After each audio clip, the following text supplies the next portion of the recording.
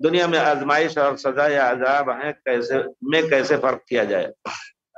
دیکھیے اللہ تعالیٰ نے، اگر آپ جان لے یقیناً، آپ خود دیکھ لیں ہمارے انبیاء کو، اللہ نے ان کو کتنا مبتلا کیا، پیارے رسول کو یہاں جان لینے کے لیے تیار ہو گئے، گھیر لیا تھا، لیکن اللہ تعالیٰ نے نکالا اور ان کے سامنے سے نکل کر کے ہجرت کر کے گئے، اور پھر مدینے کی اینٹ سے اینٹ بجانے کے لیے تمام لوگوں کو اکٹھا کر لیا۔ سورہ احزاب پڑھیے، دل کانپ جاتا ہے، اور باقاعدہ اوپر سے آئے، نیچے سے آئے، اذ جاؤکم من فوقکم ومن اسفل منکم وَإِذ زَاغَتِ الْأَبْصَارُ وَبَلَغَتِ الْقُلُوبُ الْحَنَاجِرَ وَتَظُنُّونَ بِاللَّهِ الظُّنُونَ۔ مرحلہ تھا کہ گھیر لیا مدینے کو سب لوگوں نے، اور اوپر سے آئے، نیچے سے آئے، تمام اوباش اکٹھا ہو گئے، اور تمہیں خوف کی حالت تھی کہ کلیجہ منہ کو آ رہا تھا تمہارا۔ وَبَلَغَتِ الْقُلُوبُ الْحَنَاجِرَ وَتَظُنُّونَ بِاللَّهِ الظُّنُونَ، اللہ کے ساتھ مختلف قسم کے گمان کرنے لگے۔ اور ایک روایت میں ایک انبیاء کے بارے میں بھی ہے، کسی طرح دوسرے انبیاء بھی ستائے گئے، اور کہہ اٹھے نبی متی نصر اللہ، کب اللہ کی مدد آئے گی؟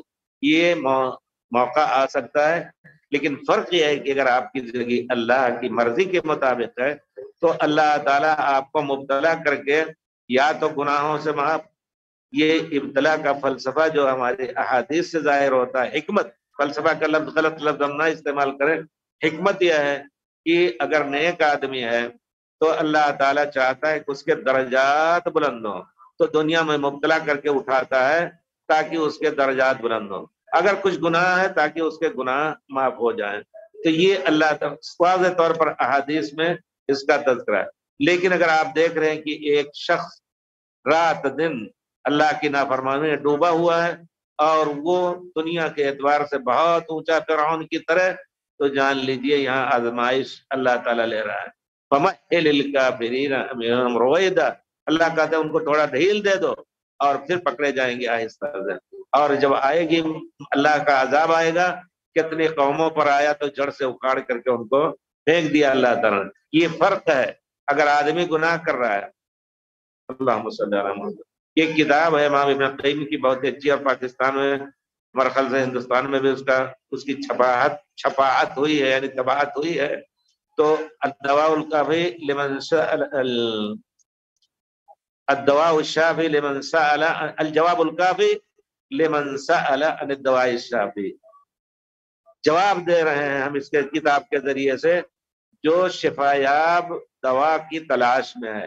تو اس میں لکھا ہے کہ حضرت ابراہیم ابن آدم کہتے ہیں کہ جب میں کوئی غلطی کر لیتا تھا فوراً اللہ تعالیٰ مجھے پکڑ لیتا تھا، اس کا اثر میری بیوی کی بد اخلاقی پر ظاہر ہو جاتا، میری گھوڑی بھی اڑیل ہو جاتی تھی، صاف انہوں نے لکھا ہے۔